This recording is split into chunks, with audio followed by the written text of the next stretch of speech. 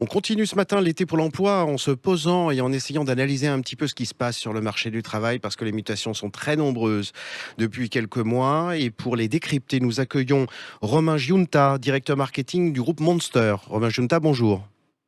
Bonjour.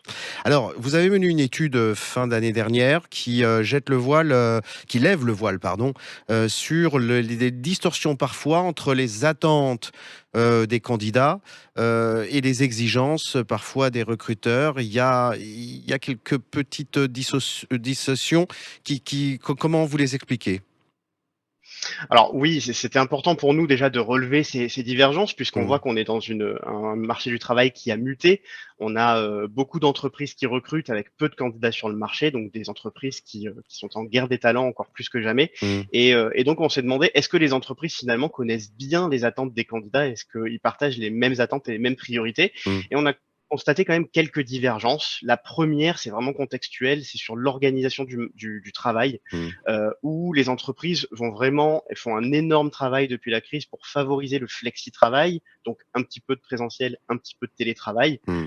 parce qu'elles pensent que c'est, l'organisation qui va convenir le mieux à la majorité des candidats. Et ce qu'on se rend compte finalement, ce dont on se rend compte, pardon, c'est que, finalement, c'est une priorité pour seulement 42 des candidats, alors que plus de la moitié des entreprises, elles, ont mis en place du flexi-travail ou sont en train de le mettre en place. Donc finalement, les candidats, pour eux, c'est peut-être devenu un acquis, le flexi-travail, et ça reste une de leurs priorités, mais c'est pas non plus une exigence pour tous les candidats qui, eux, vont bénéficier encore d'autres, vont privilégier d'autres avantages comme la flexibilité plutôt des horaires de travail, l'autonomie, le salaire ou les engagements des entreprises.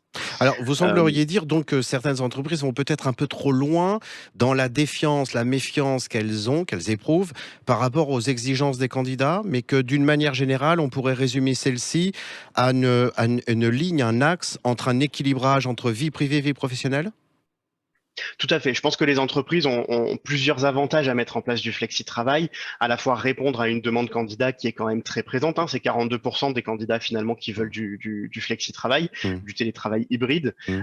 et aussi gagner en flexibilité pour en agilité, peut-être libérer des bureaux, avoir des équipes qui sont plus éclatées sur le territoire, qui collaborent mieux ensemble, puisqu'on voit que c'est un des bénéfices du télétravail. Mmh.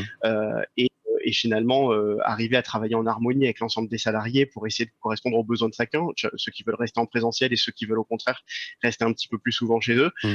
Et finalement, on se rend compte que voilà, pour les candidats, c'est pas forcément la top priorité, même si on aurait l'impression que ça l'est.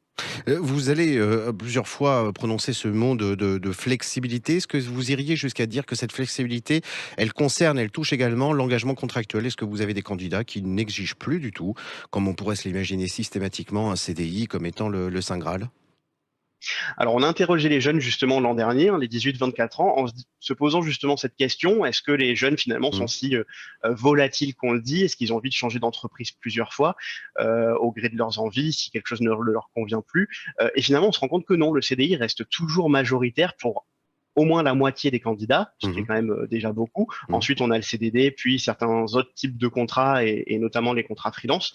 Mais le CDI reste toujours la priorité des candidats, surtout dans ce contexte actuel où on a des candidats qui veulent de la sécurité, mais qui, je pense, pourraient tout à fait quitter un CDI s'ils trouvaient C'est une trouver meilleure quelque chose opportunité d'autre. ailleurs. Mille merci Finalement, le pou CDI se rompt.